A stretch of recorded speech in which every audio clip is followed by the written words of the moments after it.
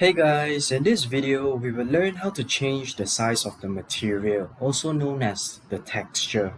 Alright, you can do this in a few different functions. Let me show you and let's get started. Alright, so firstly come to your cloud, also known as your library, go to your finishing. Okay, so just select any one of this material. Okay, so I'll place it on my floor. Okay, so as you can see, come right on top here, the information icon, click on it, and as you can see, there's a product information. So right over here, you may change the size of your material.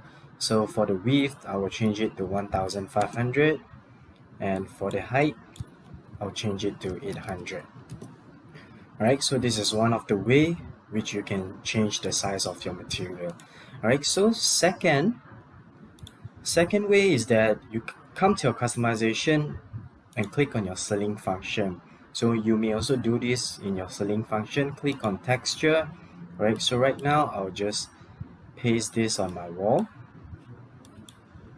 Okay, so when you click on your wall, come right here at your material. So over here you may also change the length and also the width. Okay, so this is how you do it. So one last way is that you can also do it on your free modeling. Okay, so let me quickly just show you. Come to your free modeling, select free modeling. Alright, so what I'm going to do is that I would just draw a rectangle on my wall. After that, extrude it.